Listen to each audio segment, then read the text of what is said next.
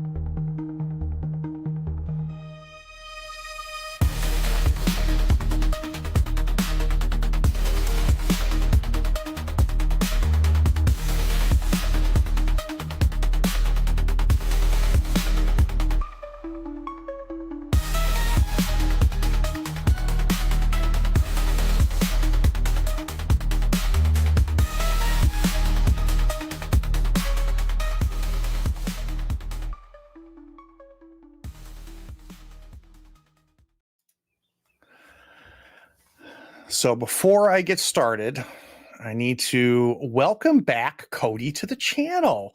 Cody, it has been a long time since we've seen you. It's good to have you back. Thank you. It's good to be back. And we've got some other familiar faces. You guys know DZ and Robert and Dominic. This is your first time on the channel, but it's not the first time we've played, right? Oh, you're on mute. Yes, on both. Okay, beautiful. Yes, on both. Finally made it to the front runner. All right. So let me set the scene. It is 8:30 in the evening on a Friday. and we're in the vast countryside of southern Ohio. This is a stretch of Route 97, which used to be very busy with truck drivers and tourists before the interstate highway was built very close. Twilight descends on the faded sign of a once bustling roadside motel. You see, Route 97 shows the same neglect as that motel sign. In the highway, we see cracks in the asphalt where nature is slowly reclaiming the road in the same way that it's slowly reclaiming our motel. The motel itself is overgrown with creeping vines, and the sign that says Snoozy Time Motel now offers shelters only to the forgotten echoes of its past. It stands with a long two-story building with rows of rooms facing the highway with outdoor halls. What remains of the lobby and the convention space stands separate, looking over the rooms that once housed travelers before the awful event that closed this motel forever. A rusted, unmarked van pulls into the empty, cracked parking lot, its headlights cutting through the fog that clings to the ground. Out first is Mitch Carson. He is the driving force behind the YouTube channel Haunt and Seek. Mitch scans the dilapidated facade with a calculating eye. Every broken window, every sinister shadow could mean viral content, which for Mitch means fame and fortune. He's already planning the opening shot and are that the camera will slowly reveal in the decaying grandeur of this forgotten place. Now, next to Mitch is Cassandra Moore. Everybody calls her Cassie. She steps out of the side door of the van, and her presence is almost ethereal in this diminishing light. She is the medium and she is the star of the show, but you can see that she's also very uneasy. The motel looks haunted and feels alive, whispering secrets of the macabre festivities that once echoed through its walls. You see, the mass murder of 1952 wasn't just a story. For Cassie, it's a palpable presence. She can feel it in the same way she can see the peeling, moldy wallpaper. Next, we see Jake TG Thompson. Everybody calls him TJ. He swings his camera off his shoulder, capturing the initial panoramic view of the Snoozy Time Motel. You see, his skepticism counterbalances Cassie's beliefs. But even he can't deny that the chill that runs down his spine is real as he pans and looks at what remains of this motel. TJ cracks a joke about ghostly room service trying to lighten the mood, but the humor falls flat and is absorbed by the thick, expectant air. We also see Evie. With her array of microphones and sound equipment harnessed over her shoulder, she's already starting to do her work. She listens intently, her equipment sensitive to the slightest whisper and the faintest creak. She is our sound technician. Every sound for her is a thread in the larger narrative. She is determined not to let technical issues or Mitch's impatience for sensational content interfere with the authenticity of her recordings. There's a lot of tension with this team. Cassie's irritation at the commercialization of their encounters, TJ's cynicism occasionally undermining the supernatural beliefs and abilities for Cassie, Evie's frustration with the ongoing conflicts that often disrupt her sound checks, and Mitch, his relentless push for more thrilling and marketable footage. He needs his clicks. As the group splits up, Mitch and Cassie head towards what remains of the main lobby. Its doors hang off its hinges, and the guest register book on the counter is a rotted testimony to the guests who once stayed here but have long fled. Cassie and Mitch step over the broken glass, and their flashlight beams catch on to something. Was that movement or just shadows playing tricks? Cassie stops, puts her hands up. She can hear whispers. She moves towards the air vent, and realizes somehow the stale air coming out of it is mimicking the whispers of a small child. Ugh, Mitch says. Where the hell is Evie and TJ? We should be getting this recorded for some B-roll. He starts scribbling down on his pad. Meanwhile, TJ and Evie, they start venturing towards the event space, where faded banners hang from the walls. This space once hosted small conventions, Shriner gatherings, and now it only hosts dust and shadows. Evie catches TJ pointing his camera at her cut-off denim shorts. You're such a creeper, TJ. I can hear your creeper thoughts in my head. Can you not get closer, please? Like ever? Evie's voice has a bizarre echo in this room. It bounces back from the room, slightly distorted and grainy. She lifts off her right earphone to see if that clears up the distortion, but it doesn't. It feels like the voices of the victims are twisting the echoes of her voice and her footsteps on the broken linoleum floor. The air grows colder. The night grows darker. The line between the living and the dead blur as the four ghost hunters delve deeper into this motel's secrets. The Haunt and Seek team is about to discover that some locations hold long, dark memories, malice, and manifestations. There's something wrong with this house. So, the way this is going to work, we are in the dusk phase. So, we're in the first phase, and each of you are going to get a turn. I think I want to start with you, DZ. Each time we're going to negotiate and talk through and set the scene. Then we'll play the scene out. It'll end with you doing a scare and rolling a die to see how much quote unquote damage to the resistance we do to one of them. We've got Mitch and we've got Cassie. They're in this freestanding lobby area. And then off in another freestanding building, we have TJ and Evie. Where do you want to start? What are you thinking, DZ? I'll start with the B team. Okay. Set the scene with me.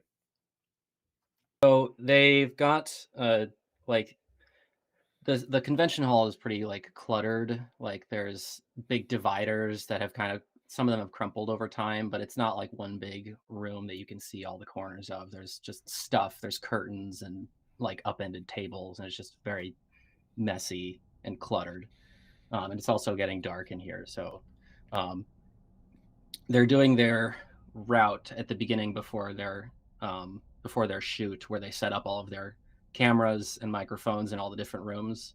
Because during these shows, they'll always cut to like when none of us were in this room, a ghost orb drifted past. So they're doing that. They're setting up all of their extra cameras.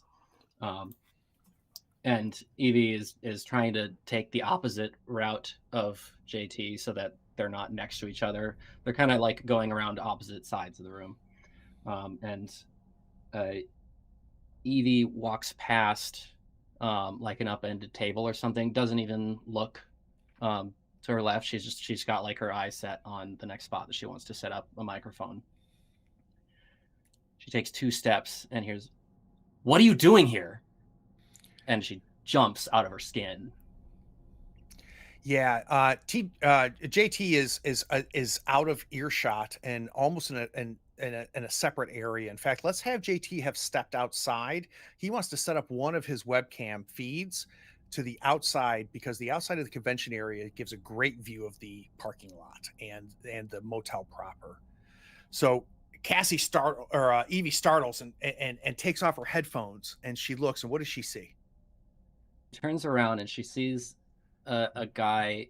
He's like, you would expect to like see a vagrant or somebody who's like living out here, or like a homeless person, but he's actually like in a button-up shirt, and he's kind of like he's like curled up against a wall, so he looks small at first.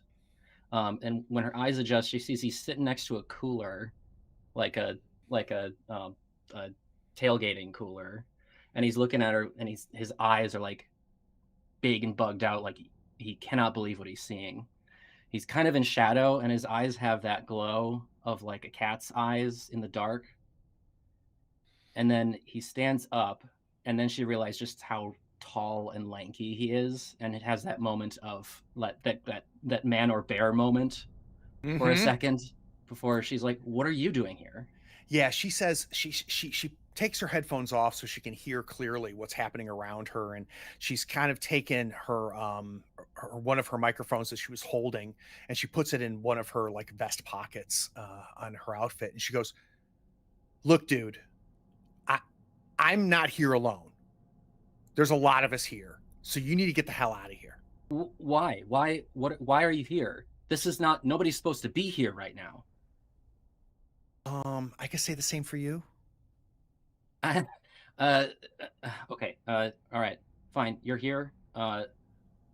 Shit. What time is it? He like he's kind of on the wall away from the windows, and he runs over to the windows and looks up and sees like the fading light in the sky, and he's like, "Oh shit. Okay.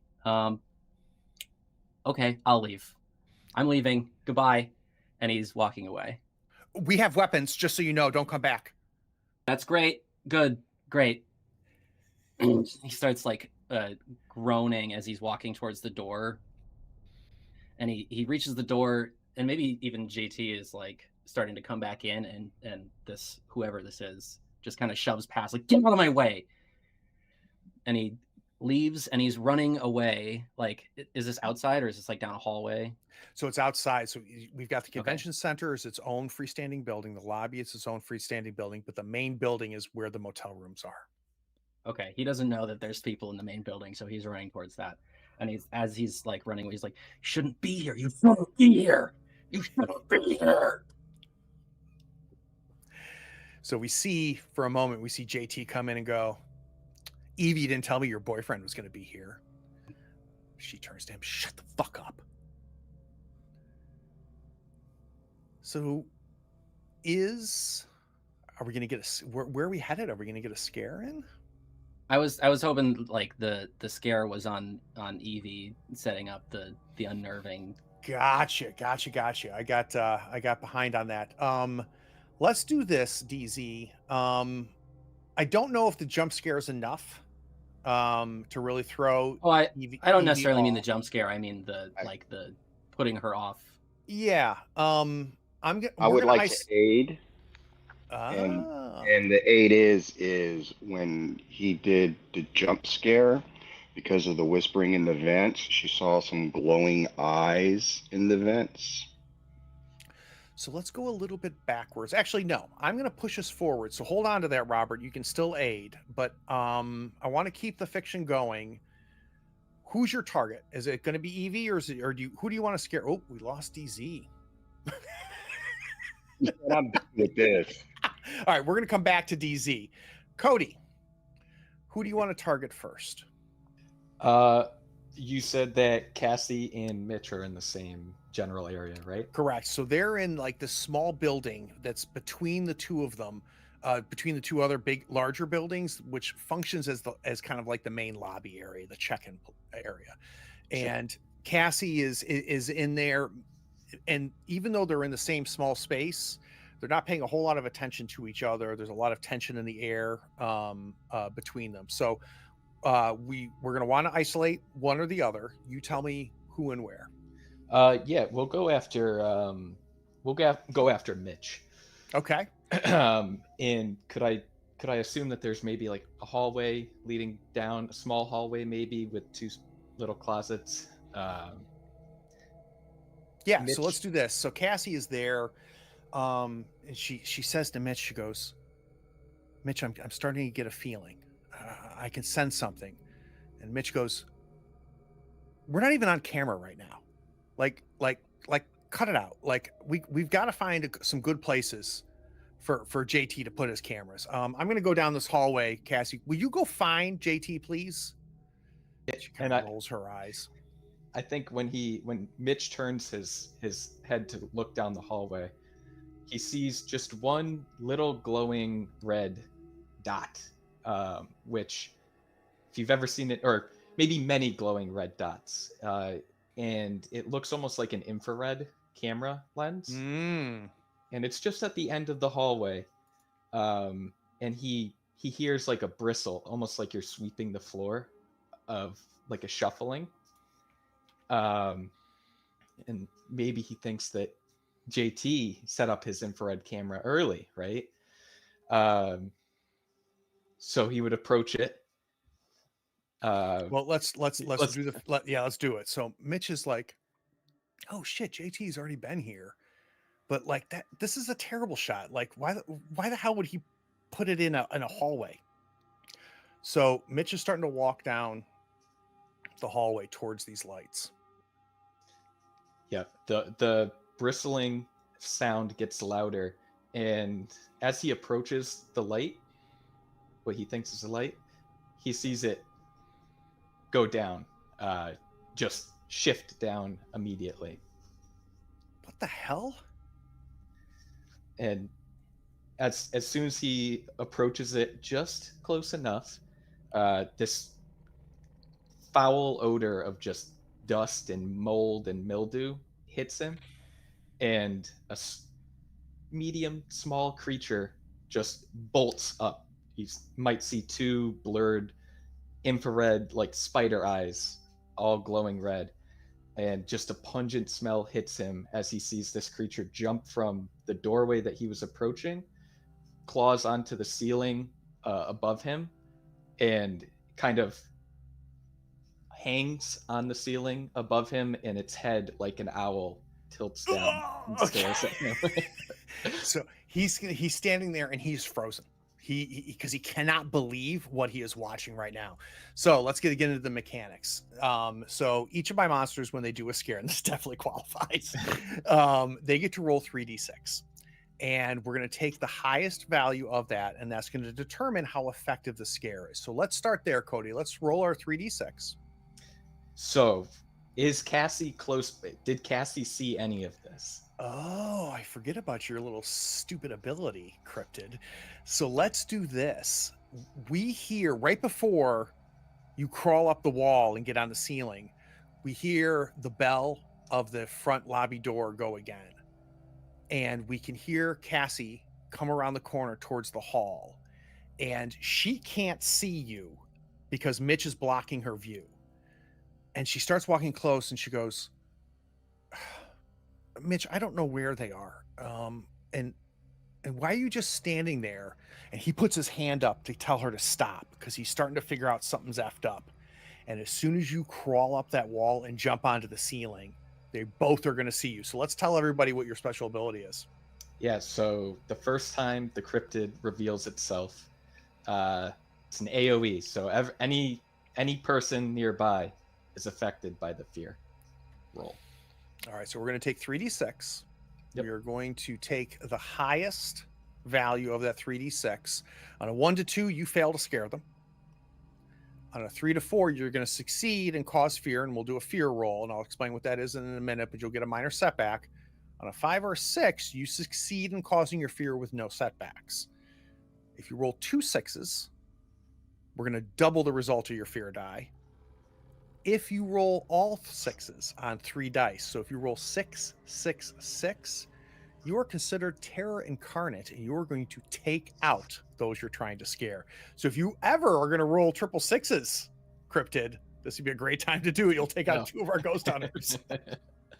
All right, shake it up. Here we go. Not great. No, that's all right. You're going to succeed. So you're going to get a fear roll. You're going to get a minor setback. I'll talk about that in a second. Let's see how scary you are. So you're going to roll a d6, and that's what's going to cause a lower. You are a fan of 3s. All right. So Mitch is going to take 3. He's half terror incarnate. Yeah. And then Cassie is going to take 3. They go back. Mitch takes his clipboard and he's going to swipe at you, because I think the way that Mitch has tried to piece this together in his head is you're some sort of like rodent, right? Some sort of rat or raccoon or Rat something. King. Yeah, he's going to swipe at you, and it's going to hit you and knock you back. And the two of them are going to run out back into the parking lot. So your minus setback, I wanted to have you take a -1 to the result of your next roll. So your next scare, we're going to subtract 1 from your highest result. They come outside and he says, "God damn it, I should have brought a knife or something. Like this place is infested, I can tell." And Cassie looks at him and she goes, "I don't think that was a rodent. I don't think that was a raccoon, Mitch. That was something else." Stop doing this shit when the camera's not on. It doesn't matter if nobody can see you doing this. So just keep that was perfect. Just keep that.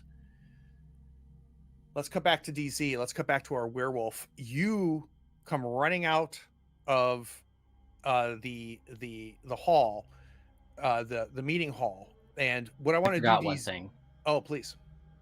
After he runs away, Evie, out of morbid curiosity, goes over and opens the cooler, and it's just full of raw meat.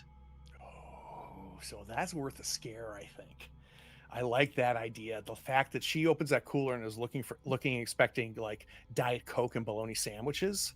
Yeah. And it's full of not raw meat you saw at Food Lion, right? It's full of slaughtered raw meat that she can't tell the origin of. So she walks over to that cooler, and it's a cheap like Coleman's cooler that you have to replace the ice every hour because it doesn't keep anything cold. She throws that open and she goes, "Oh my God." And she like throws back. And even though she hates JT, she's like, "Oh my God, JT, come here and look at this." All right, so let's do your 3d6 scare roll. Let's.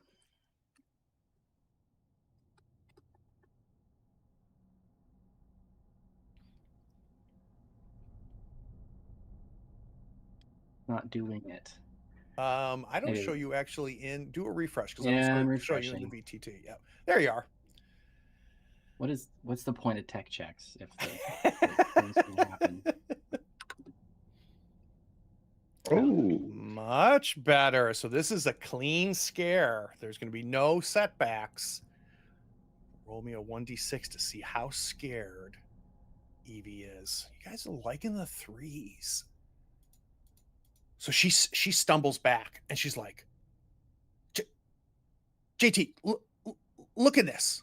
Look." And JT comes over. He's got this big heavy camera on his shoulder and he looks over and he goes, "I mean, so the bum likes to like cook meat on a campfire or something. Maybe he killed like a dog or something. Like, you need to chill out, but I ain't gonna lie, you're kind of hot when you're scared." And she's just like, "Oh my God." And she just rolls her eyes. Are we gonna do ghost twins or vampire next? feel free, Ghost Twins. All right. Because when JT is setting up the cameras and checking on his monitor, he said he was setting up a camera for the parking lot. So And let's he have at sees this something point. moving. Yeah, 1 second. So let's set this up real quick. So let's have he's set up several cameras. One of them will have, facing the parking lot, and he's got a little monitor screen that he like a portable screen that he has that shows him like the different thumbnails of the things. So he can see this parking lot, and at this moment he also sees Mitch and Cassie coming out of the main lobby. Does he see something else, Ghost Twins? Yeah, there's something at the van, some like shadow or a movement or something, and well, maybe someone wants to steal the van, so he goes and check. Yeah, so maybe he's staring at it, and he goes, "Oh shit, I can't see the bum." And I think, damn it, someone's trying to steal the van. Here, look, and he sets his camera down. He goes, "Don't touch this. This is expensive," and he's going to run out into the parking lot. Yeah, and next to the van, there's a little girl standing there looking at the van, very interested in the van itself. And she's oddly dressed, and she maybe like 5 years, 6 years, something like that. And bit oddly dressed, like bell-bottom trousers, maybe a knitted sweater vest, like very 70s. Mm-hmm. Has the accompanying haircut as well. And she looks there, um, and looks at him and says, "You can't be here. You're gonna be in trouble." So JT like stops for a second and looks at this little girl and he goes, "Hey, kid, I think we just saw your dad. Is your dad the guy that lives in the big building over there?" And like, sweetie, I don't think you should be out here. It's getting late. Like, like, how long have you and your dad been living here? Please, you must go. You can't be here. You're gonna be in trouble. Listen, kid. We're gonna be here for about an hour. We're not gonna mess up your little campsite or whatever the hell you and your loser dad are doing. Like just like stay out of the way, kid. And you're not even worth like you're not even worth filming right now. And I swear to God, if you mess up this shoot and we have to stay here longer, I'm gonna be really, really pissed off. I'm gonna tell your dad. And there's a second voice behind him then. And this is the same kid. It's the same girl, but dressed entirely differently, like more like a black dress. And for the viewers that seen the first installment, that doll that was featured in the last one had the same dress. Oh, right? Very nice. Very And nice. she says, "And no, he can stay and keep us company. That might be fun. And maybe the others aren't too mean to him." So he hears her voice, but not coming out of the sound is not coming from the little girl in front of him. He turns around and he sees the second little girl, and he drops his little iPad monitor, and it hits the gravel asphalt and breaks. So definitely a good scare. I'm good with this. So let's see how scary you really are, Ghost Twins. So give me my 3d6. There you go. Oh, 5's another unmitigated scare. Let's do a 1d6 to see how effective we are with JT. He is mildly unnerved. He's like, "God damn it. Look, creepy girls. Like, I swear to God, like, I'm going to find your father and he's going to pay for this. This shit's expensive. And Mitch doesn't pay me anything for all of this. I only get a cut. And like, just, oh my God, I swear to God." And as that's happening, we're going to see Mitch and Cassie run out of the motel after they've hit the raccoon. And he's going to turn to them and goes, "Mitch, we got some bum living in the big hall over there. And then these two creepy," and he looks down and they're gone. And there's little girls. I don't know what the hell happened to them. I don't know what the hell's going on. And he's going to start walking to it. So let's set the fiction. We've got the parking lot. We've got JT walking towards Mitch and Cassie, who have been freaked out a little bit by some raccoon. JT has been a little unnerved by these twin girls that he thinks lives with the dude that they just ran into in the hall. And we, of course, have got Evie in the hall itself. So help me, vampire. Who do we want to isolate? So Evie is by herself, correct? She is. All right. So as the scene opens, you see a man standing there. It's dark, but you can see him because light is coming in from somewhere. And as he looks down, you see two coffins. One of them is open, the other is not. He seems to be lost in a thought, and then he hears a bell and it snaps him back to reality as he looks up towards the noise. He takes a deep breath. "Oh, my darling, tonight might be the night."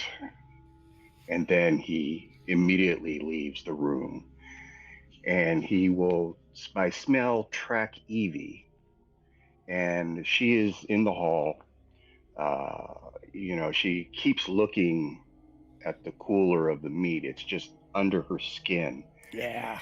And as she's doing that, at one of the times that she's looking, she hears a noise and looks to the right. Nothing's there. Then, as she looks to the left, she catches his arms come around, grabs her by the mouth, and pulls her neck to the side, and she gets bit. I'm going to go ahead and Oh. use my power. Ooh, what's your power? My power is so A good one to use ability early. draining bite. Once a night, you can quench your thirst on one of the intruders and weaken them.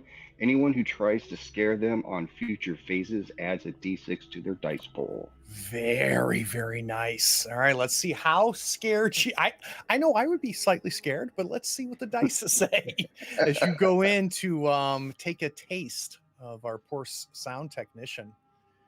Another clean scare. You got a 5. Let's do a 1d6 to see how scared Evie is. Ooh, all right. Unfortunately, the vampire's bite is soothing, so Yeah, so she doesn't register the bite. She has been in this van with Creeper JT for 3 hours to drive to this place. So she pushes you away and she's like, "Listen, old man, I've already got 1 creeper on me. I don't need 2. So I don't know, like, is there a whole goddamn family of you people living here? Like, ew." And ew. And she goes like this, and we can see the blood on her hand, but she doesn't even look at it. She just thinks it's like the saliva, right? That of Captain Kissy Face. And she's like, "You're disgusting." And she pushes the emergency exit door that's right in front of her, and she pops out into the parking lot. She sees the other ones, the other 3 ghost hunters, and she's like, "Mitch, there's like a goddamn family that lives here." That is the end of our dusk phase. We're now going to move to nightfall. So this is now phase 2. The sun is completely set. Our 4 ghost hunters are realizing this isn't just some old, empty, creepy thing. We've got some sort of squatters that apparently are living here. The 4 of them are convening in the parking lot, and they're trying to come up with kind of what the next move is going to be.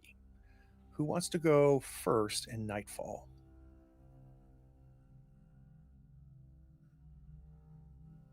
I'll pick if I need to. All right, Cryptid. Who do you want to isolate? Let's go ahead and isolate Mitch. Where are you thinking? We've got several places. We can isolate him outside. We can go to any of the 3 buildings. Where do you want to find Mitch? Yeah, I think Mitch is, frustrated with all the issues that are popping up. But he's more frustrated that he got scared by a raccoon, right? So he's going back into that little lobby area, and he's gonna find that raccoon and give it the business. So Mitch looks at the 3 of them and he goes, "Look, I'm not going to bullshit you. If we don't get this filmed and uploaded tonight, none of you are getting paid. And I'll be honest with you, if I don't get at least 1 million views on this, I'm shutting the whole goddamn channel down. So no vagrant family, no freaking raccoons are going to fuck this up for me." And we see him walk to the van. He throws open the rusty sliding side door. He sets down his clipboard and he grabs a bat that he has lodged in the back. He goes, "I'm going to kill the goddamn raccoon. And the 3 of you better figure out how we're going to get rid of this other family, because we've got to start filming. We've been here already for 20 minutes. And he turns to JT. He goes, "I'm not paying you to run around in the parking lot. Where the hell is your camera even?" JT goes, it's in the hall. I'll go back and get it." So Mitch walks back into the lobby. We hear the ding, ding, ding, ding of the bell as he opens up the lobby door. And he closes it, and he's standing there, and he's got the baseball bat in his hand, and he goes, "Here, kitty, kitty, kitty. Here, kitty, kitty, kitty." Yeah, and as he's bracing for a bat or for a swing, so he walks back through to that little tiny hallway, and ready to take it out, and he hears the little ding ding ding ding again, and he turns around, and all he sees is a creature.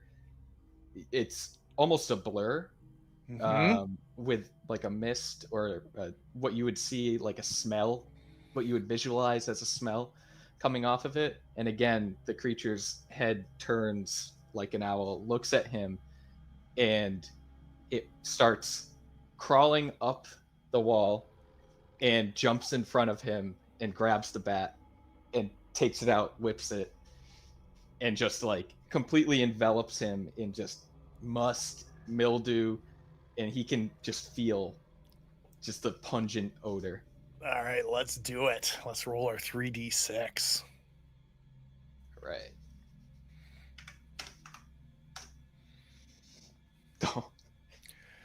So you are at -1, right? So your highest is a 2. So that is a straight up failure. You are going to you're going to take the bat from him, and you envelop him, and we know what he is seeing, but he's completely got it in his head what you are. So somehow he is rationalizing all of this, and he grabs the bat back from you, and just Jesus, and he just starts wailing and starts beating on you, and you scurry off and you hide away. So your -1 is now gone, but you have failed to scare him. Boy, the rolls are a lot different on for today than they were last time. What'd I say? I said I can't roll for shit. We talked about this. All right, so Mitch is by himself. He is just scared off this raccoon. We've got the other 3 still out in the parking lot. JT is headed towards the main hall to retrieve his camera. The 2 women are there by the van. Who wants to go next? I'll go ahead and go. All right, Vampire. Where we left you was in that hall. Who do you want to isolate? It's going to be JT coming back for his camera.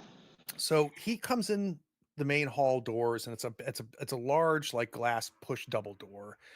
He pushes in. It's dark as shit.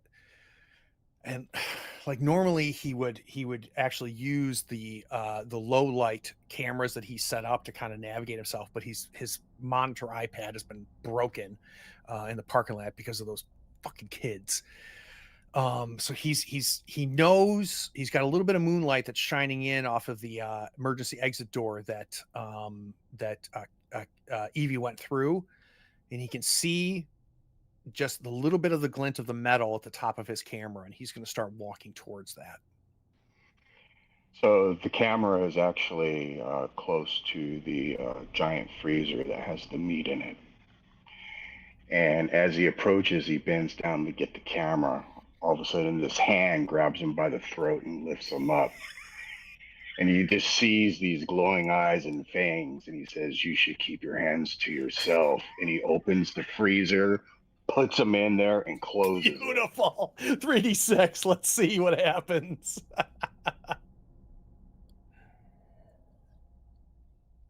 Oh, we got another clean scare with that 5. Let's just see how damaging it is. You guys are big fans of the 3. Now let me take a quick look at his. All right, we're good. I'm going to hold on to it. He gets slammed into this cooler that's in the back catering part of this grand hall, and the cooler's not on, but it's dark as shit, and he slams into it, and we can see like his forehead. He's hit on the door, and he's like, I am not getting paid enough for this bullshit. Who's next? I believe TJ needs one more mark. He already had one, and I did 3, I believe. Oh, did I miss one?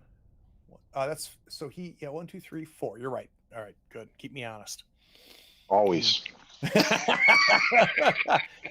All right. My cryptid and my vampire have gone. Werewolf and ghost twins, we're already running out of time. Where are we going and who are we going to isolate and who's going next? I can go. I'll pile onto Mitch. So he's still in the lobby. He's got his bat. He thinks he has successfully gotten rid of this effing raccoon. He's like catching his breath. What the hell? And there's a voice from behind him that just after like it's gone oddly quiet in the room. It just says, "If you don't get out of here, that is going to be the least of your worries." He's got his bat. And he's holding it in front of him, but we can see like his arm is shaking and it's causing the bat to quiver. And he goes, "Look, guys, I'm sorry. Like, I realize, like, I guess you and your whole little like family here is hanging out. If you guys can just stay out of the way, we'll interview at the end." And it's not what you think it is. And he turns around to see that the werewolf the man with the button-up shirt is kind of standing in a hallway with some windows to his left, and he's kind of in shadow. But at this exact moment that he turns around, a cloud parts in the sky and moonlight comes in through the window, and the man doubles over in pain, and he's hunched. He's like, "No, not now. Come on, just not now." And he starts writhing, and he like kind of falls into the wall, and his fingers are curling and his arms are bending, and he hears this horrible cracking and stretching of bone and skin, and the man looks up, and his eyes are fully yellow glowing eyes now, and he says, "Get the fuck out of here now." 3d6. 5d6, thank you very much. Oh, why 5d6? The werewolf's power is the first scare he does after he reveals his form is an extra 2d6. Ooh, ooh, ooh, ooh. He hasn't fully turned into a werewolf, but he's like his body form has shifted. He's much like meatier now. He's not like fully hairy, but his hair's gone wild, and he's got like his fingers have elongated, and he's just much more bestial. So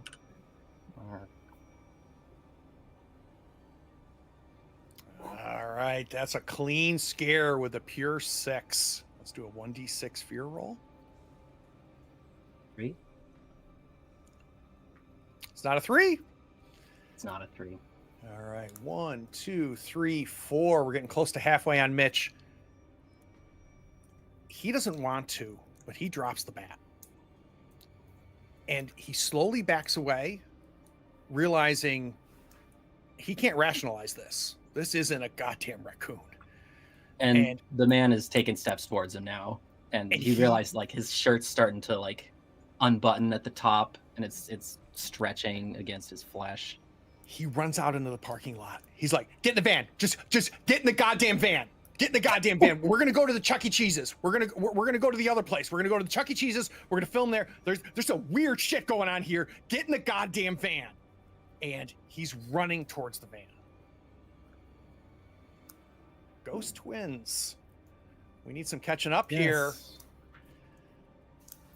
Well, meanwhile, while all this is happening back at the parking lot, I think Cassie sees something in one of the ground floor room windows, right?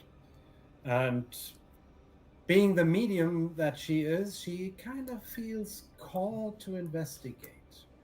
So she turns to Evie and she goes, "Evie, I can sense something, and you know that the little kids that JT saw, I feel I feel like they're calling to me. Evie's like, the camera's not even on, Cassie. Could you fucking stop? No. I think she's in that room. And she starts walking towards the motel room. Does she go inside? Oh yeah, please. Please come on in. So she reaches down and she goes to turn the doorknob and she realizes that the door is not even shut. So she kind of pushes it forward and she goes, little girl, it's okay. I think we're leaving. Everything is safe here. Like, be careful though. I don't think this place is safe.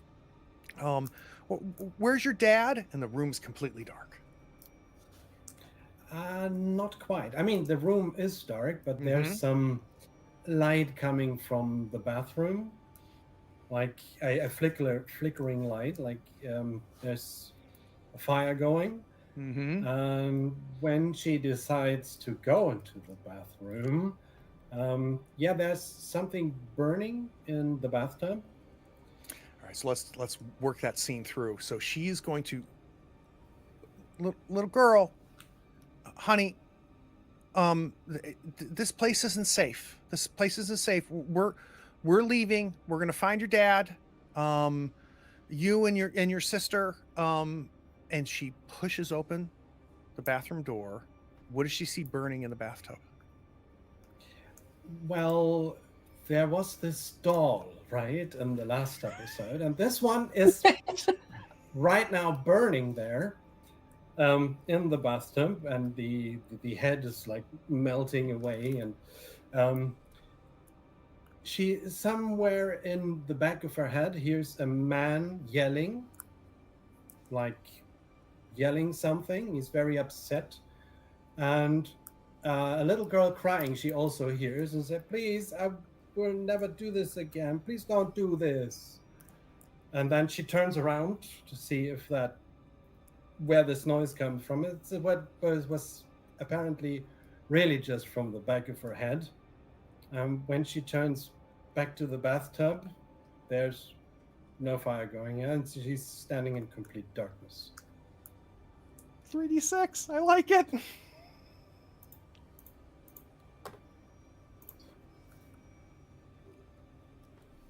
All right, so 4, we're going to have a minor setback. I'll talk about that in just a second. Let me take a look at my medium. You know what? She is going to use her power. So she's going to say, little girl, I need you to show yourself. You need to show yourself. This place is not okay. She's going to compel you to show yourself, and it's going to cause you to re-roll those dice. So give It's going to backfire so hard. Let's get another 3d6. And she has now used her power.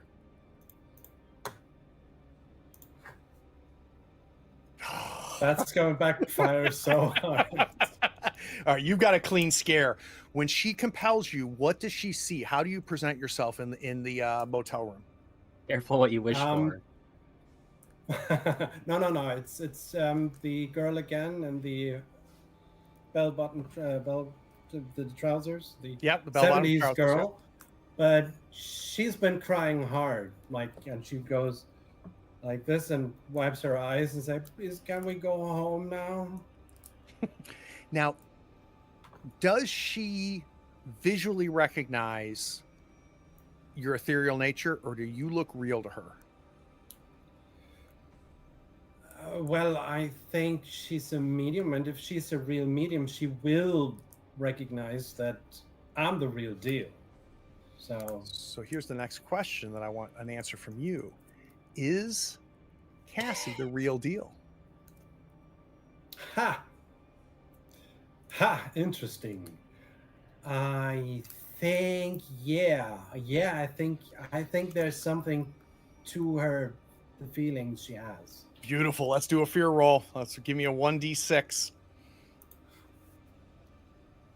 That's gotta be mediocre. So she is now realizing what you are. And she says, little girl, just stay here. It's okay. You only have to do this for a little bit longer, and then we'll free you. And you can pass over. You can go to the other side. But just stay here. And as she's saying that, she's slowly walking around. You have definitely rattled her, but she also is being a little bit more Mitch than she wants to admit she is, realizing like, holy shit, this is a ghost. We need to get JT in here. Like, we need to get this on. And she just eases herself out of the room, and she starts walking back towards Evie. And she's like, where is JT?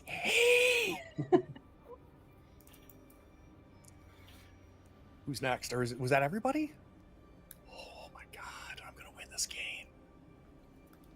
All right, we're now going to move to midnight, and I'm going to do a little bit of a montage. The four of them reconvene at the parking lot. Mitch cannot get the van to start. He has no idea why. JT claimed to be a mechanic. We see him throwing open the front engine and looking at the engine, and he's staring at it. He doesn't know what the hell. He goes, I think it's the alternator. Yeah, something's wrong with the alternator. And they reconvene. Cassie says, there is a ghost. There's a ghost in the motel. Nobody believes her. Mitch goes, perfect, Cassie. Perfect. Let's do some one-on-ones. JT, can you film Cassie? Here's the backdrop of the motel. Make sure you get that moon in the shot. And Cassie, like, I want you to explain to the camera exactly what you're seeing. Here, Evie, let's figure out what the sound is like in these motel rooms. So you come with me. So I'm going to split them into twos again. This time it's going to be Mitch and Evie heading towards the motel. We've got JT and we have got Cassie in the parking lot. Vampire, I think I want your isolation first. Who do you want to isolate and where do you want them to be? You messed me up, man. I was totally had a good thing for JT, but that's all right. Let's see. Welcome to the show. I had a plan too that now isn't going to work. I know. Anyway, yeah. So we need to. Evie's with who? I'm sorry, Mitch. So Evie and Mitch are headed where we left off. They're headed towards the motel building, which is 2 floors. It's got maybe I'm thinking like 18 rooms, 9 on each level. And then we've got JT filming Cassie as Cassie's going to explain the ghost child that she saw. Okay, but let's isolate one of them. Right. So as they're going in, Mitch is saying we haven't been upstairs yet, so they want to go up there and do that. But Evie says, I'll meet you up there because in the earlier situation with her and JT, she actually left her sound equipment that she needs in the main hall. Mitch, shit, I don't even have my battery packs and stuff. I left them in the hall. Look, just do me a favor. Just can you keep me an eye line? Because like there's that creepy dude who wanted to kiss me. I'm gonna wave at you if I see him in the hall. Okay? Yeah, that's fine. That's fine. Yeah, I'll watch Evie. So he's going to be on the second floor. He's going to watch Evie walk over, staying outside of the shot that JT is shooting of Cassie. They're talking kind of in the background a little bit.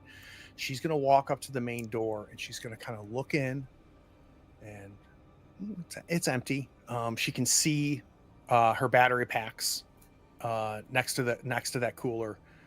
So she's going to open it up and she goes, "Hey, are you still in here? I swear to God, if you touch me again, I've got a gun and I'll shoot you. I swear to God, I'll shoot you." And she walks into the hall. But she walks into the hall. I let her get about 10 feet in, and then I intentionally slam the door closed behind me. A gun? Please use it. And I just like go towards her. Excellent. And I'm imagining it's that horror movie Glide. Yeah. The legs aren't moving, but you are, right? And you just are Yes. sliding towards her. 3d6. 4 because I have hit her earlier. That's right. She's got a bonus on her. Ooh, double 5. But that is a clean scare. Jesus. Evie. I'll go back to my coffin and go to sleep. Heart's not in Evie- it tonight. Evie backs away. She realizes her bluff is not going to work here, and she goes, "You stay right here.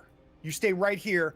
My friend's a cop, and if you get any closer to me, I swear to God. And she backs away. She grabs her battery pack and she pushes her way through that back emergency exit, and she just yells in the parking lot. She goes, "That the creepy dude is still in here. He's still in here."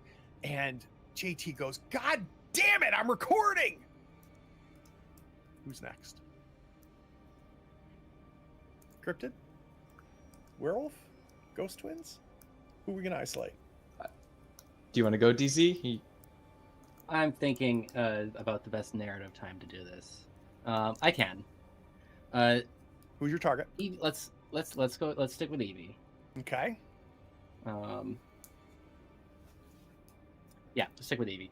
She's runs to the car, and she gets into the driver's seat, and she starts trying again. She's trying to get the car to start, because she's done with the creepy guys and the meat, and she's ready to leave. And if you just keep turning it over enough times, surely it'll start. And So it's we doing hear that thing where it's almost catching. Yeah, so we hear the click, click, click, click, click, click, click, click. At this point, JT has said, Cassie, let's just go back to where you saw the ghost. Let's just film there. So they're going to walk back to the motel, back towards where Mitch is. Evie's there, and she's like, this is bullshit. Everybody's an asshole. And it's just click, click, click, click, click, click, click, click, click, click, And then it catches. click. And she's like, "Oh, thank God!" And just at that moment, a hand punches through the window, completely shattering it, grabs onto the steering wheel, and just rips it right out of the car. She turns to see where the arm came from. She sees something holding onto the steering wheel. What does she see? He just throws it into the woods, and brings his two hands onto like the shattered window pane, probably cutting up his hands a little bit, and his fingernails have now grown into claws, and they are just digging easily into the door of the car, and you can hear it groaning as he's starting to pull it loose. She looks up to his face and sees the wolf, the glowing yellow wolf eyes, and he just snarls under his breath, "It's too late for that." Very nice 3d6.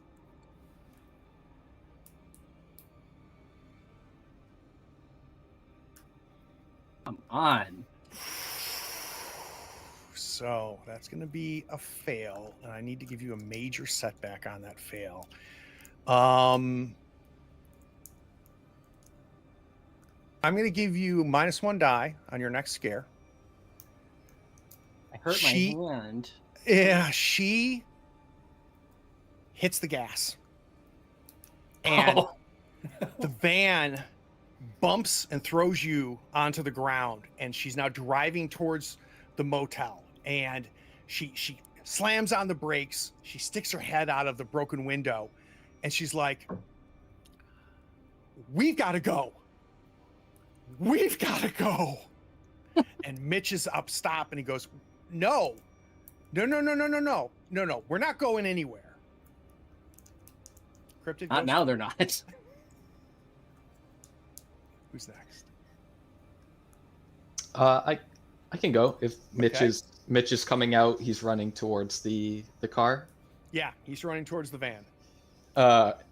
So as he runs out, he sees a blur, a figure dash in front. Oh, DZ's trying to talk. What? You're on mute, DC.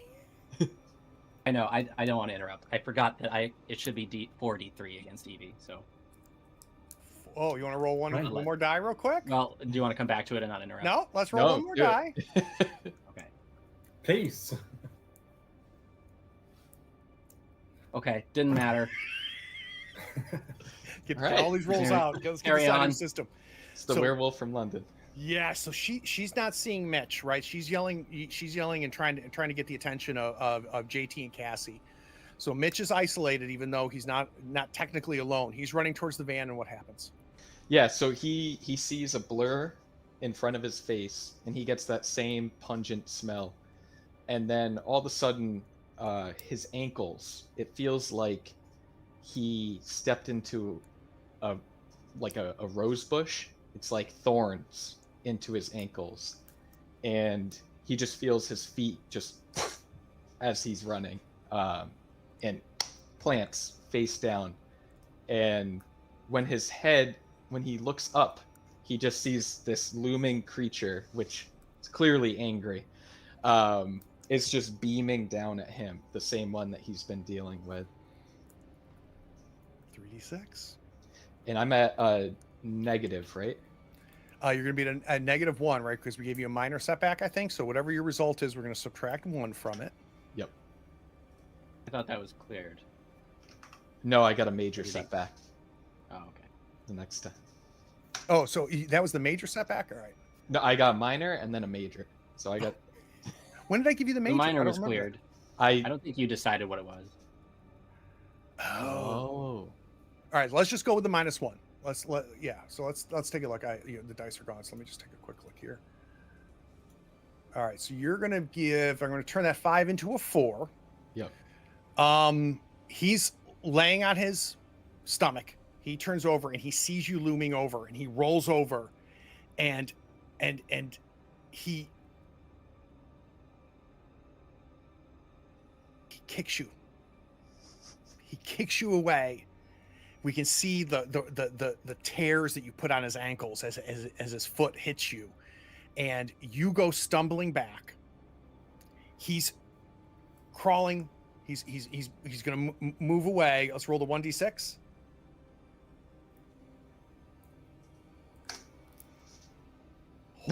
Oh my God. I mean, we're scaring the crap out of them, but we just can't break their psyche. 2 more. He's crawling away. He watches you flee.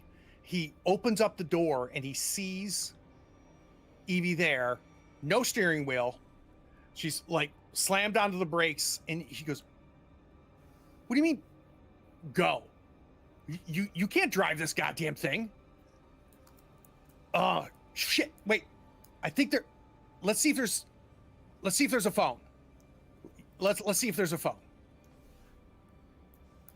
I think as he finishes that, he just sees just this mass, kind of like, again, a blur, like a mist, just into like the chimney or some sort of vent above the whatever building he's looking for the phone. It just almost like a fire is started. Beautiful. All right, Ghost Twins, you got to finish out our midnight round here. We need someone to get scared. Yeah, I'm the one to do it. So Like split up I and scare think- 2 people at a worse roll. well, if you just roll 1s and 2s, I think it doesn't matter if you do it with 2 or 3. No, Let's I think think target first. Who do you want to target? I think Evie is on her way, picking up her equipment, right? Something like. No, I've got Evie is in the car, right? So she's in the car. And remember, because of the vampire bite, she's a great target for all of you because you get an extra die because of the vampire. And if you split up, you still get 3 on her and 2 on somebody else. Or 4 on her if you don't split up. Just throwing it out there. She's watching. Let's have her watch Mitch go to the main lobby, where he saw a phone. She's going to look for a weapon. So let's have her in the back of the van. like trying to just find something, because she's not going to walk anywhere outside of this van empty-handed.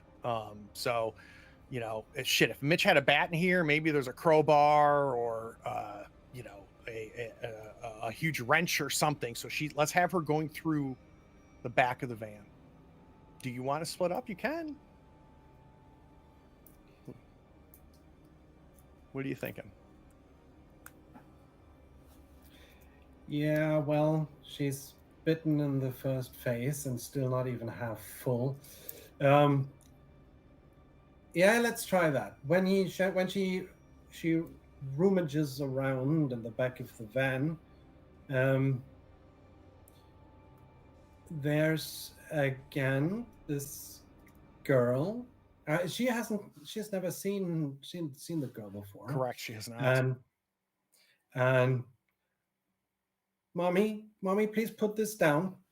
We need to go back. We need to get out of here. Please. Please, now. We see her grab onto this huge lug wrench, and she's like, she does the horror movie, like, yeah, she looks at it, yeah. And then she hears your voice and looks up and sees you. 3D, no, so it'd be normally 2d6 when you split up, right? But she's get a bonus die, so you are going to do 3d6, and then you're going to get a second target here in a moment for our other girl. So let's do this scare first. So 3d6 because of the bonus die. All right, nice clean scare. Give me a 1d6 fear roll. All And right. it's above 3. It is above 3. So Evie is going There to you take go. 1, 2, 3, 4. She is now over halfway. She scrambles back, and the back door of this van has always sucked. And as soon as she hits it, it flies open and she falls into the parking lot outside of the back of the van. And she's looking at you standing there. Where's the twin? Who is our second target? Remind me. So JT and Cassie are doing her. They wanted to film. Yeah, they wanted to film a segment so we can put them anywhere. And we can also separate them. So and then you've got Mitch is at the van as well. But he's outside the van. Mitch has been pretty worked this round, I think. Mitch was the one. No, let's do the interview part, I think, with JT and Cassie. Because between the two of them, who do you want to target? Yeah, Cassie, because she's a real medium and she starts to see things. All right, so hold 1 second for me. So let's have them go into the room where she saw you at first. And she says to JT, she goes, it was right here. And JT goes, all right, hold on. He puts his camera back up and he goes, the light in here is shit. Hold on. And he turns on the light at the top of his camera. It floods the room. And we see Cassie going, oh, good Lord. Look, dude, can you go outside? I got to pee. No, wait, I have another idea. Okay. Minor change of plans. Yeah. JT uses his camera and he sees things. And all right, that's perfect. Better, I think. So he turns off the light on the camera. He goes, I'm just gonna stay right. Yeah, go into the bathroom, and we see Cassie go into the bathroom. She shuts the door and very purposefully locks it.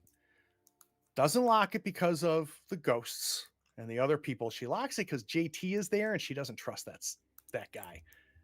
So JT is now alone in the motel room. Cassie's in the bathroom. He sets up the camera. He looks through the on his monitor what the camera picks up. That's a normal hotel room or motel room with the lights are on and everything's cleaned up. The beds are made. The furniture is unbroken. It's maybe even clothes are on the hangers and stuff like that. And on the radiator, there's a chain fixed to it, like just a chain, and it ends in how do you call it? A collar, maybe. I Mm-hmm. mean, it's too large for to fit around an ankle, but it's actually not large enough to fit around a grown-up neck. And yeah, the room looks perfectly in use, but just through the camera, and that's weird. So he's looking in the camera and he's looking up, he's looking in the camera and he's seeing the discrepancy. I'm not ready to scare yet, Ghost Twin. So you're gonna have to give me something that this twin does that he's trying to figure out the discrepancy between what he's seeing in the camera lens and what he's seeing in reality. How are we gonna scare him? There's this whisper, maybe from the vent. Nice. Get out while you still can. 2d6. You're at a -1 because you're split up from your twin. That's a 4. Yep, that's going to be a minor setback. The next time you cause fear, your result is halved. That is going to be your setback. So I need you to roll your fear die. We're going to cut it in half, round up.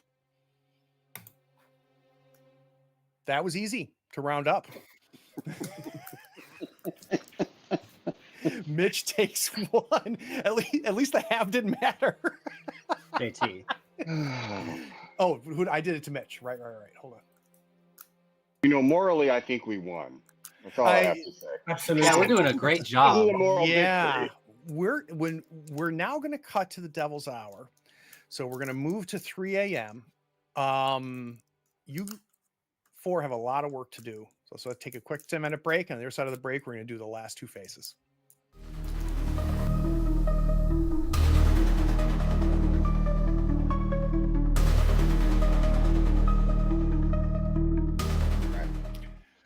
All right, so we are in the 4th of 5 phases.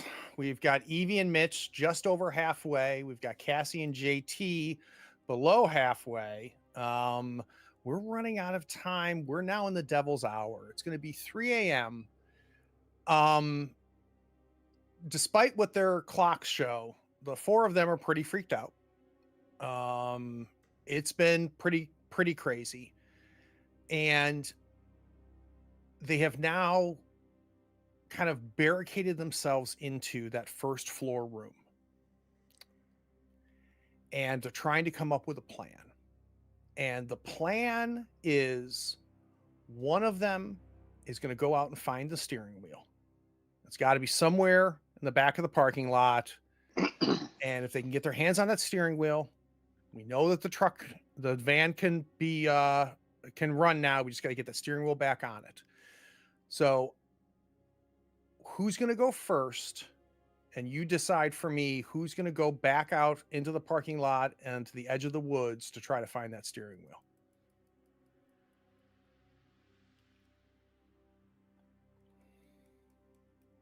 Don't everybody jump at once. Yeah. All right.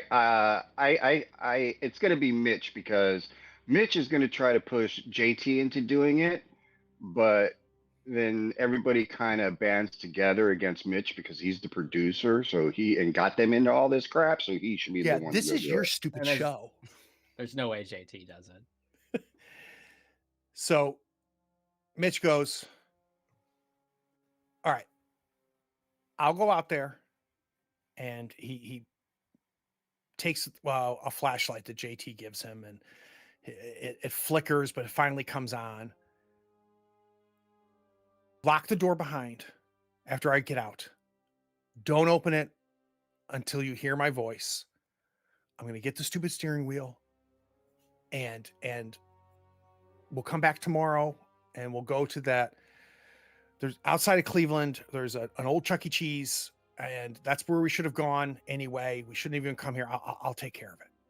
So he closes the door. JT locks the door.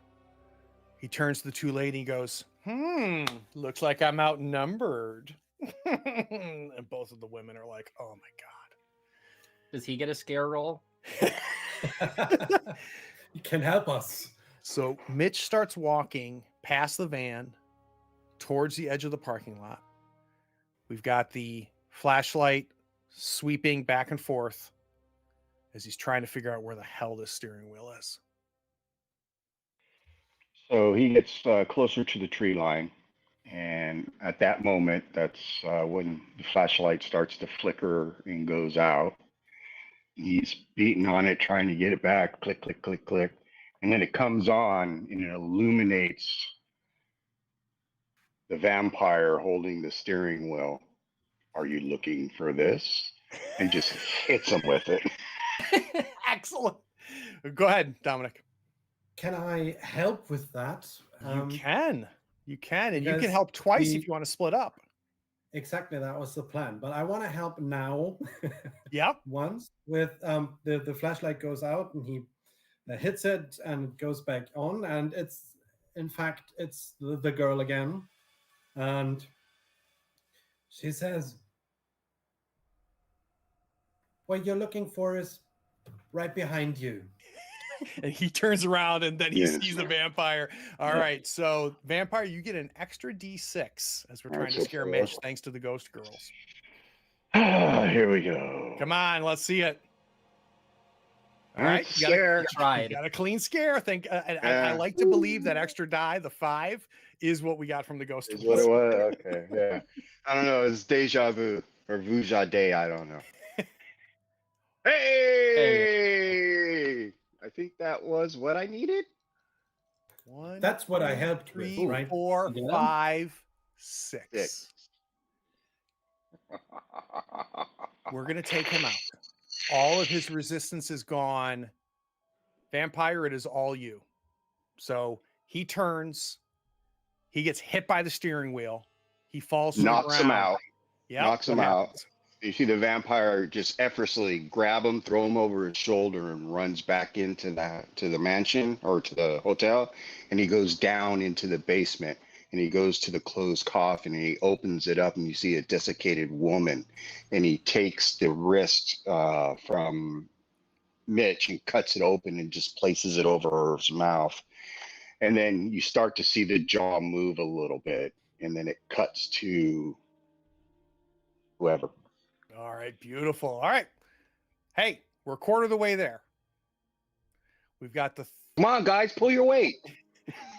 3 of them kind of holed up here in the motel room.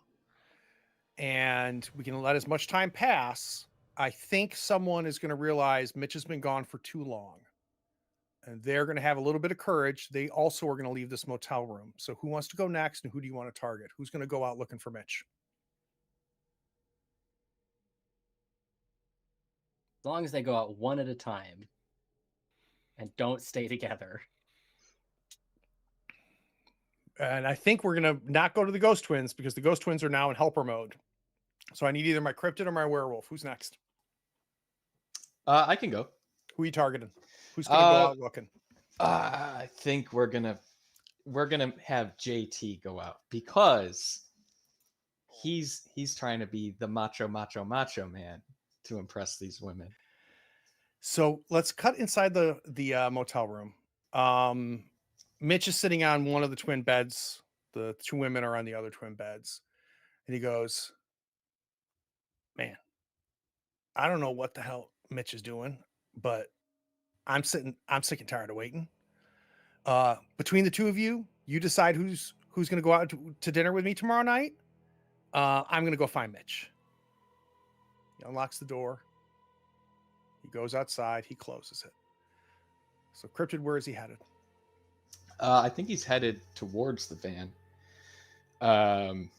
And once again, I imagine he uses these IR cameras. So there's just behind the van, maybe a little tiny IR looking glow. Mm-hmm. And Mitch? Is that you, Mitch? And so as he approaches it, it disappears. And I don't want to do this. I think once again, the cryptid makes like a bristling sound, almost like you're brushing, and it comes from behind JT. Does he have the camera still? He does. As he's looking through the camera, if he's videotaping, there's like a static, almost like the feed is interrupted. Mm-hmm. And as he puts the camera down to like look at it, he sees, I don't know if you can visualize it, but if a person is backwards, like standing with their torso facing up, their hands and feet are on the ground, and the cryptid's head is just upside down staring at him and just lunges at him, almost So like a he's got contortionist. nice. So he's got the camera on the ground. He's looking through the camera. I'm going to use JT's special move as the camera operator. His ability is called Caught on Tape. In the clear eye of the camera, it sees all. Once per game, the camera operator can catch a creature in the act. The creature must choose to either flee the room or attempt their action with half their usual dice. So you also have a setback, right? Or did we I clear do. that? All right. So you're at it was a minor, right? So what did we decide that you were? I think you gave me a -1. All right. So you're at a -1 result. Instead of 3 die, we're going to roll 2 die and then subtract 1 from it. Fair enough.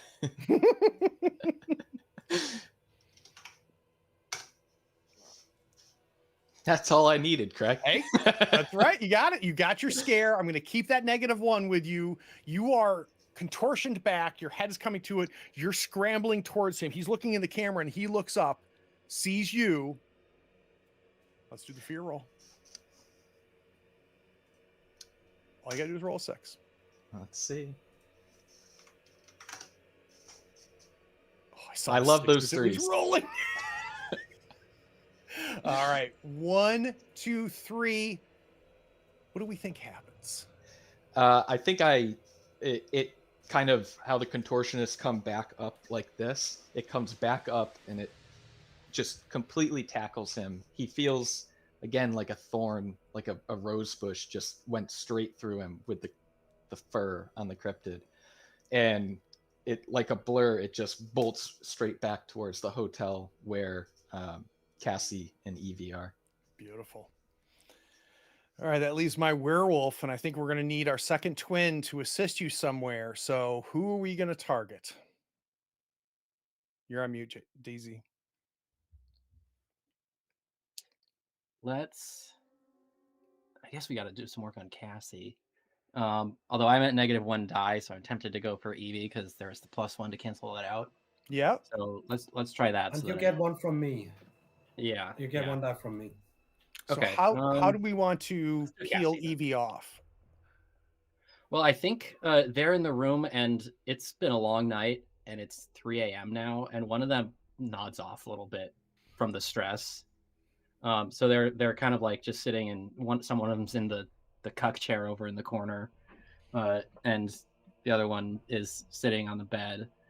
If it would be 3 for Cassie or 4 for Evie, but still, let's try to take out Evie, Okay. or try to take out some of the people. So that we're we can all going to focus on, see we're going to see Cassie on the bed. She kind of lays down and she does like you can see her dozing off, and she catches herself and she finally falls asleep.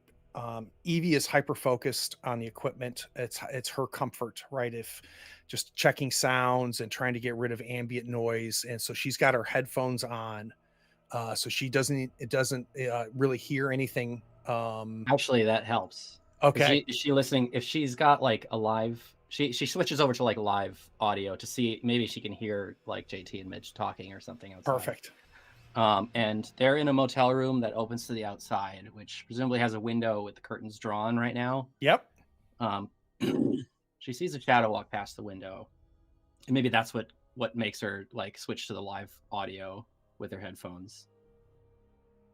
And she expects to hear Mitch or JT knocking or asking to be let in, but instead what she hears is, you know, that sound when a really big dog is like sniffing at the ground because they have a scent. This motel is old. It's got like there's like an inch on the bottom of the door, and like the shadow moves in front of the door, and she can hear that sniffing of something leaning over and sniffing right under the door. And then after it gets more intense, like, oh, it has a scent. hears a big, deep, guttural growl, and then there's just a slam on the door. And you can already, like, just from this first slam, you can tell this door is not built for this. It doesn't give out right away, but it's not going to last very long, and the slamming is starting to speed up and getting more intense. How's the second ghost twin going to help? Oh, I know exactly how. All of a sudden, from behind her, from the dark, or from wherever, the twin appears and goes to the door and reaches for the door handle. And opens it. Yeah, we cut to Evie scream. Beautiful. Door opens. The werewolf is silhouetted in the open door. So it would be 2d6 becomes 3d6 because of Evie's bite, and because of the help becomes 4d6. This is a big roll, werewolf. No, why? It's in All- occurred. No ones, pressure, all though. twos. No pressure. We got our 6. Looks like the ghost twins are good luck. If you roll a 6, though, she's out, I think. That's a clean scare. You shouldn't have said that, Robert. Yeah. You shouldn't have said that. My bad. I put it in the 3. universe. She screams when she sees the werewolf standing there. It wakes Cassie up. JT is scrambling on the ground. He can see the back of the werewolf. When she screams, the werewolf lets out this horrible roar. It's half like human man scream, but there's a guttural like to it. Almost at that moment, the dark sky starts to get that eerie orange glow as the sun is peeking above the horizon, but is not yet peaked above the tree line. So we've got that kind of, it's not night anymore, but it's yet to be morning. It's that weird dawn. Each of you are going to get one more scare. We've got 3 targets. I think I want my werewolf to go first. Okay.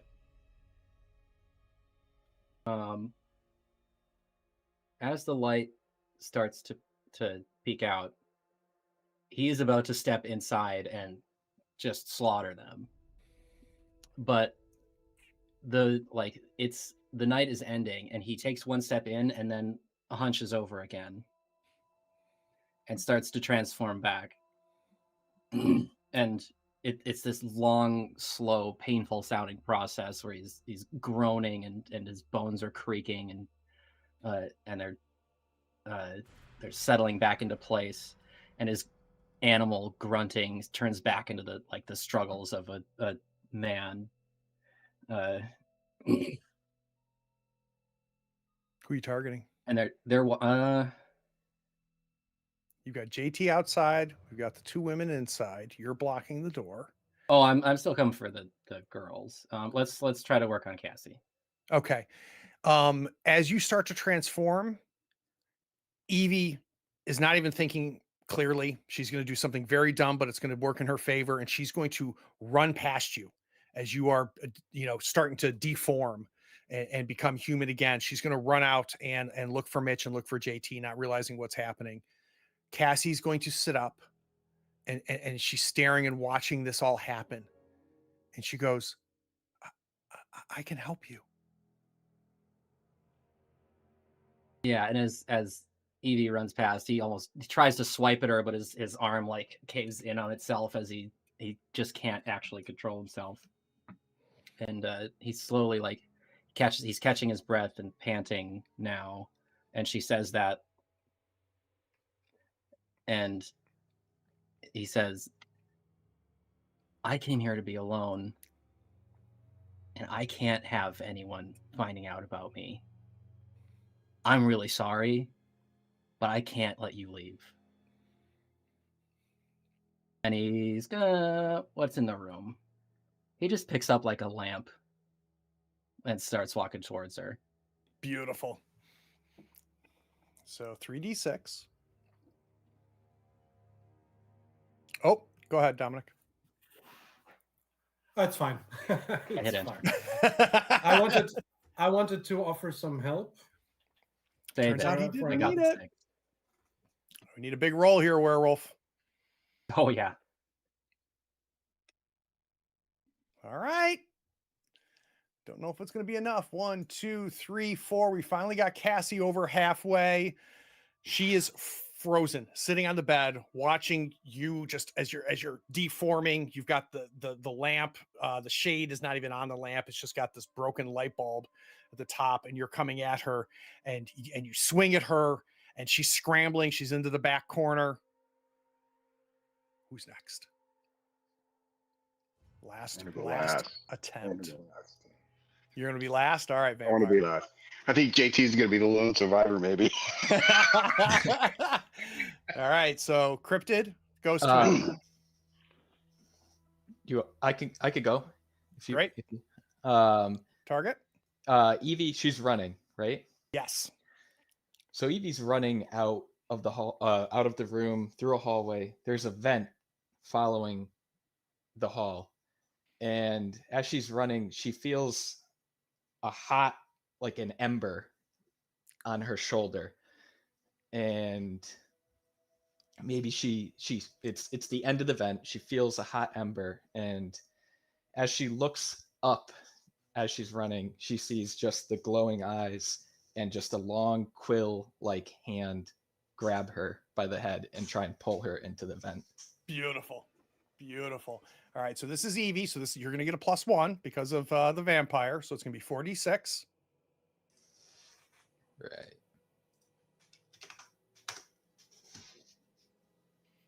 All right, we've got All our right. 4. So let's go with your minus. Well, there's Well, nothing here. Yep, Yeah. it doesn't matter. So I'm gonna have your fear. So yeah, I think that's the only thing that that'll matter here. So let's roll your fear. Round it up. Hey, you got The 3. kick is good. right 1, between the uprights. 2, 3. That's all we needed to take out Evie. Narrate it for me. You reach out, you grab her. I grab her by her face as she's trying to like look at this burning sensation on her shoulder, and she's just yanked. Where this creature is not huge, it's about the size of her, but she's yanked into the vent, and all you hear is a bristling, scuttling, and her just body just. Beautiful. And we just see her one Converse shoe, like on the floor that was left behind. I guess ghost twins, vampires called last dibs. So ghost twins, Yeah. we have got Cassie and we've got JT. They're both outside. Who do we want to target and where are we going to do this? Wait, isn't Cassie sitting on the bed? And Oh, the you're werewolf correct. Yes, approaching? Cassie is in the room. So they're already isolated. Perfect. Because that would be, I mean, she's sitting on the bed and time is coming almost completely to a stop. Almost completely, because the werewolf is moving very slowly.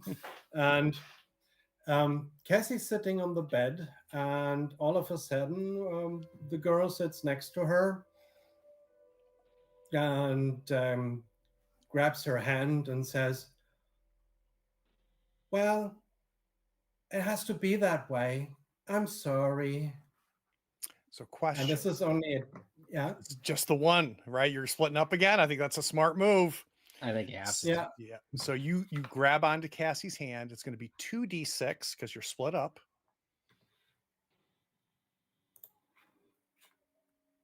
Okay. That's a 4. That's all you needed. I am going to have your fear die as your minor setback. All right. Okay. We have Half not a had 2. enough setbacks. Where's the Yeah, other? get some more. Other twin's going to go for JT? Yeah, she is, of course, she must. Where's JT now? He was looking for, no, he's, He was remind attacked me, by the where did he cryptid. go? Yeah, so he's in the parking lot, but we can put him anywhere. He's freaked out. So if you want him to run somewhere, he can run wherever.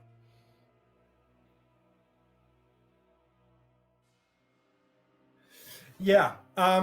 Yeah. He runs back into one of the motel rooms, right? Mm-hmm. Get some walls around him, maybe even shut a door. Yep. And when he shuts the door, He's taking the bed and he's pushing it up against the door. yeah, perfect. And as soon as the door closes, it's pretty dark in there because there's no light. Mm-hmm. And he sits there in almost complete darkness. And I think he reaches for his pocket because he has a Zippo lighter there. He dropped the camera, of course, so this would be the only light source he has. And he flicks it on, and there he sees the chain again from the radiator, but this time it's going around his neck. Like, Ooh. And he's got the lighter and he's grabbing onto his neck. Where does he see the second twin? Where is she? Where are you? the second twin sits in the doll costume and in the dress thing. She sits in the corner and very lifeless, very doll-like even, and then looks up and says, I told you, you should go. Now it's too late. 2d6. Double six. Do it. Double six. 5 and a 3, also good. Yeah, clean. That's a clean scare though. And it's super scary.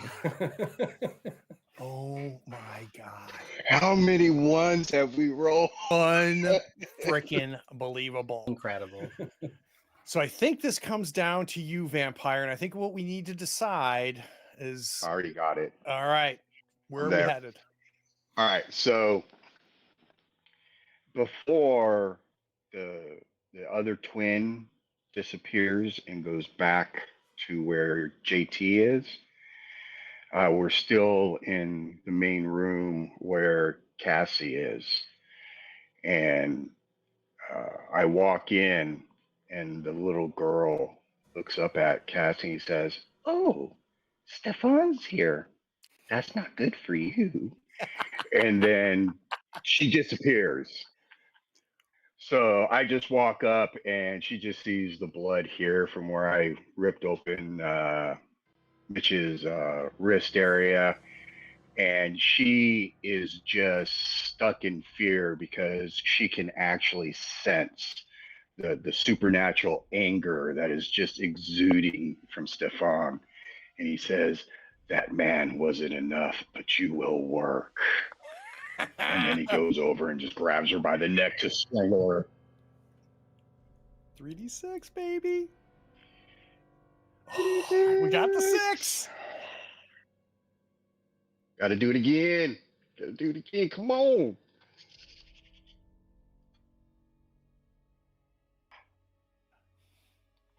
Yeah. Should have been Jake. Ah. Narrate it. And then he grabs her, holding her still, drags her down to the basement, pulls Mitch off and throws him to the side like trash, and does the same thing.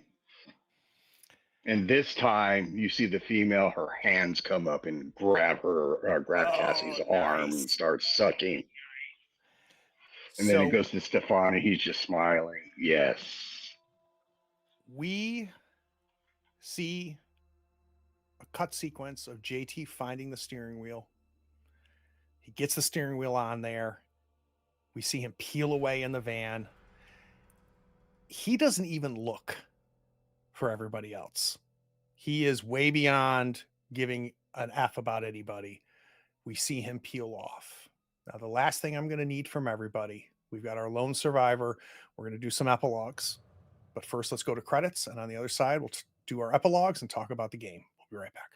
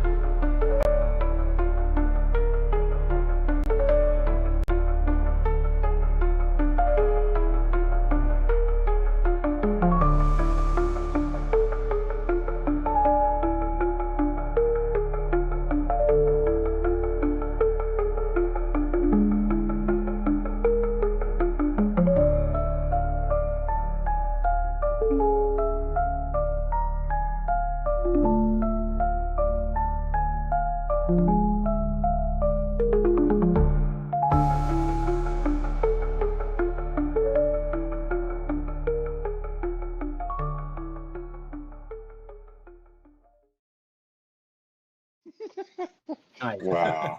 Guess I'll who, be I didn't honest. get my guess who forgot to I didn't update the credits? I didn't get my recognition. Jesus.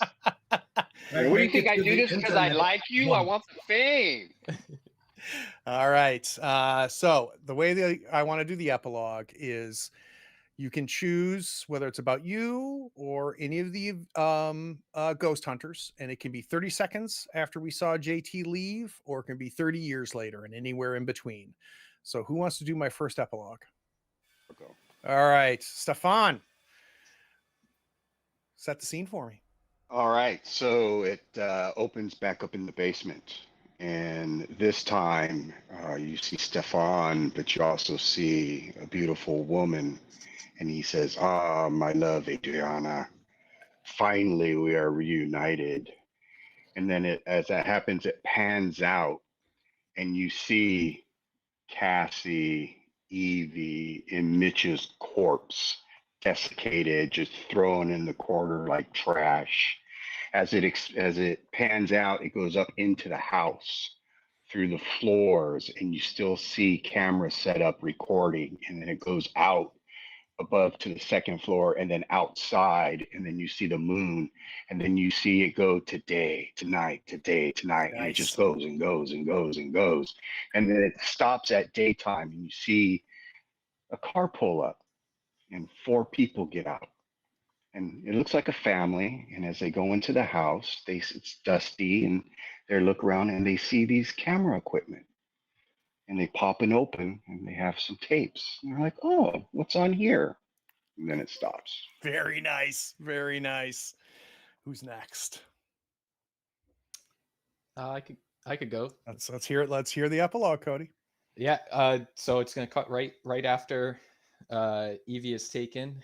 Again, you hear the and you hear just a gut. It pans out to the outside of the motel, and just a like a giant scream you can hear, and the cryptid just drops her corpse for its buddy Stefan.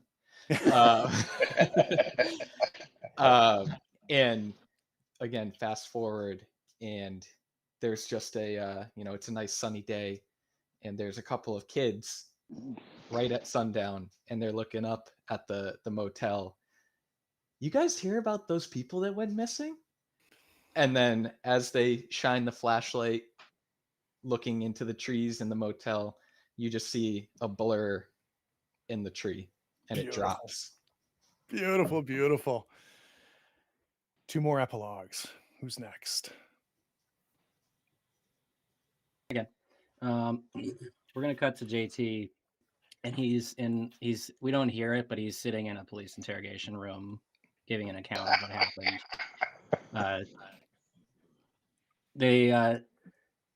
It's a long questioning. He looks frustrated. The detective looks frustrated, but ultimately he's let go. And you hear something about like, we're gonna have to. There's gonna be more questions, so don't leave town. And he's released, and he's like gets into his car and gives out a big sigh and shakes his head and starts it up and drives away. And then you see someone standing on the corner in the background watching him. And it's the man who's got new clothes on, nice and freshly pressed. And he just kind of starts walking in the direction that the car drove off. Very, very nice. Last but not least, my ghost twins. What is your epilogue? So this is actually quite after sunset. JT just drove off. The sun rises. I'm sorry. Of course, the sun rises. We get a camera moving over the scene again, and on the counter, the camera moves to a newspaper that's been lying there for decades. Yeah, it's barely readable, but the headline says, still no sign of missing girl that was taken. And there's a picture of the girl. And it's just one girl, but with a doll in her hand. And yeah. Very nice. Very, very nice. All right. Thoughts, stars, and wishes. I got to go to Cody because I haven't talked to you in so long, Cody. So at the end of every stream now, we do thoughts, stars, and wishes. Thoughts is what did you think of the game mechanically? So the system itself. Stars was a moment that really worked for you in this game. And then instead of wishes, um, I want you. Let me hear. Let's hold on wishes. Let me hear thoughts and stars, and then I might have a follow-up question instead of wishes because we're not going to play again. Yeah, I think the game's awesome. It really just lets the player and the facilitator, you obviously, just really, you could go wherever the hell you want with this. And it's nice because it's so simple. It's something that you don't have to be a tabletop RPG player to Right. play this game. You just have to want to tell a story and make a story. So I loved it. Stars, I think Stefan clutching like Tom Brady in the fourth quarter, just we need a 6, and he just comes out and he delivers. So I thought that was an amazing. It was, the dice were against us all today, but to have that cinematic, like the dice are finally in our favor, and to have it end that cinematically, if that's a word, I It is now. love that. Yeah, it is now. Yeah. Canon. So all right. So here's my question. I now have run the base game and I've run the Ghost Hunters expansion. What do you think is more compelling? Um, is it more compelling to have the Ghost Hunters or the family? I like, they were both great. I think the family is more compelling because you kind of get that personal, like you get the family is a cohesive unit, like they are a Right. family. The ghost hunters, some of them they're here to do their job, some of them, um, either way they're great, but the family, you really get that. And I think you played off it really well with where there is family tension Yeah. above the horror that's happening.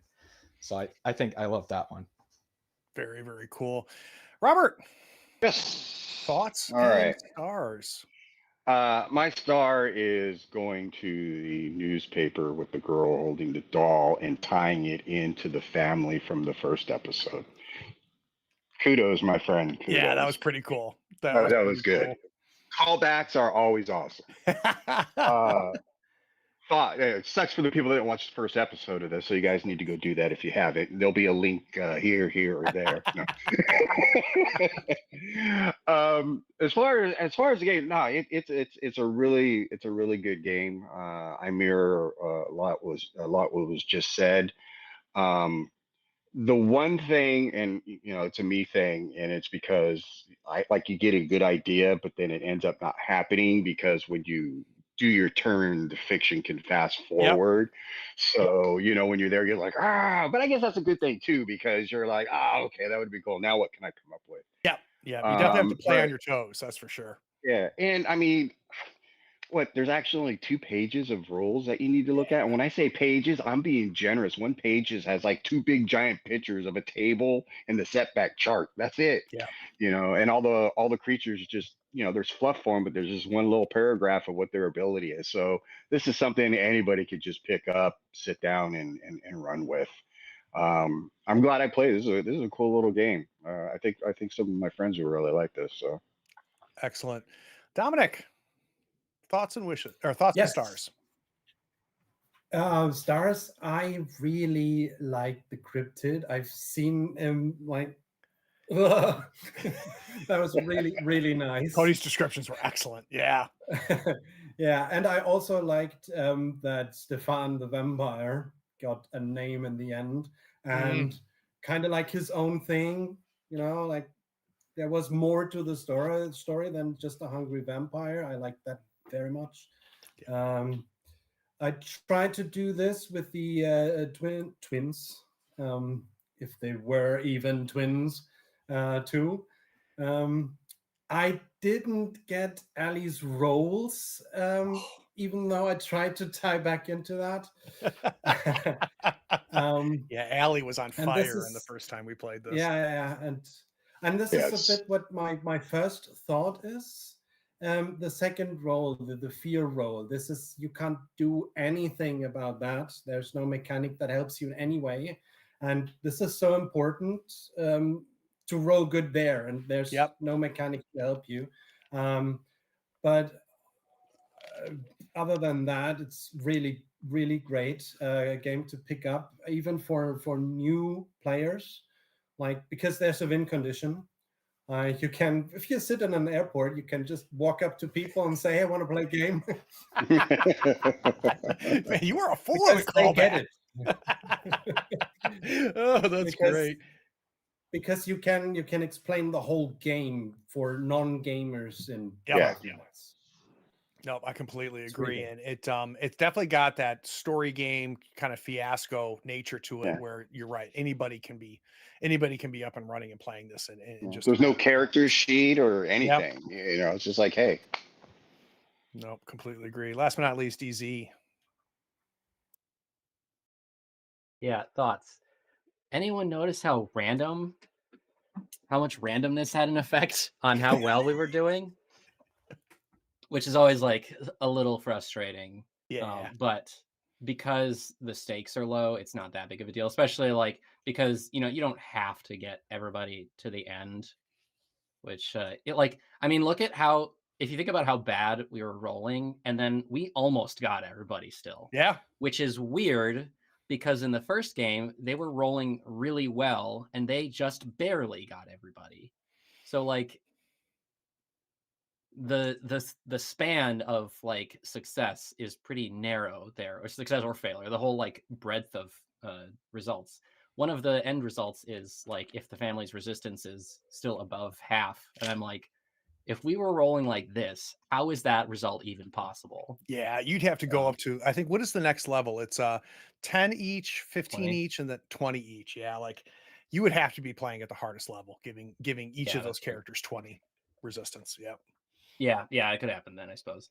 But yeah, it was really fun narratively, and yeah, it's a good one with low stakes that you can just crank out When without did it all really click any for prep. you? What was your star?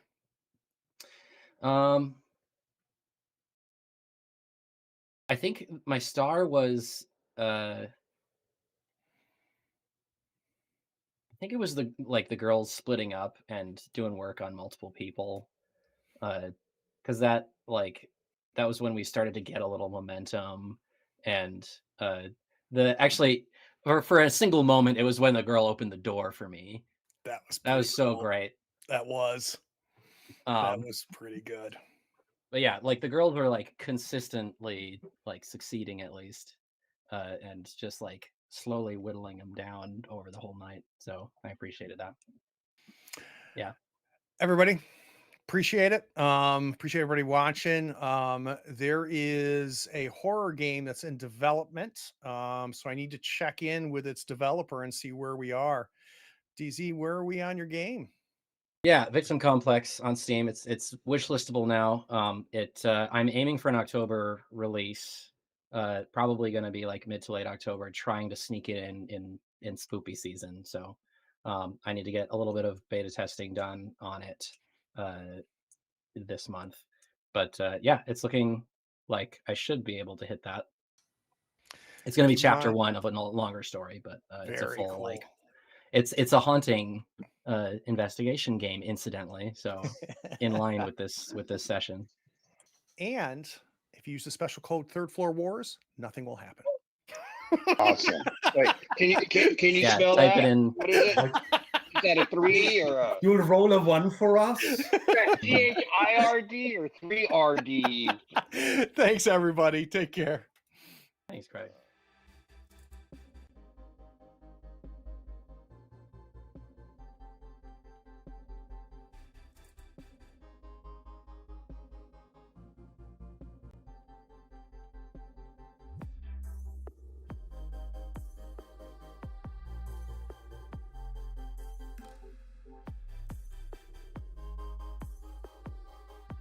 Howdy, friends. Thank you for watching. All our content is archived and organized in playlists on the Third Floor Wars YouTube channel. Check it out. And if you could like, follow, subscribe, and even set your notifications to this channel on YouTube and Twitch, we'd appreciate it, and it'll make sure that you catch all of our content. I talk with creators, designers, and experts across the gaming landscape in every episode of our podcast, Tabletop Talk. Open up your favorite podcatcher and search for Tabletop Talk from Third Floor Wars. Support your creators. They make the content you love, and it's your support that makes it happen. If you want to help us, go to Third Floor Wars on patreon.com, and you can help us for as little as $1 a month. Thanks again. We'll see you next time. Take care.